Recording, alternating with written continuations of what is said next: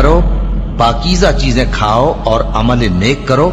जो अमल तुम करते हो मैं उनसे वाकिफ हूं। और ये तुम्हारी जमात हकीकत में एक ही जमात है और मैं तुम्हारा परवरदिगार हूं, तो मुझसे डरो। फिर लोगों ने आपस में अपने काम को मुतफर्रिक करके टुकड़े टुकड़े कर दिया।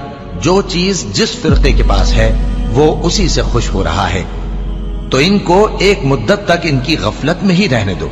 क्या ये लोग ये ख्याल करते हैं कि हम जो दुनिया में इनको माल और बेटों से मदद देते हैं तो इससे इनकी भलाई में जल्दी कर रहे हैं?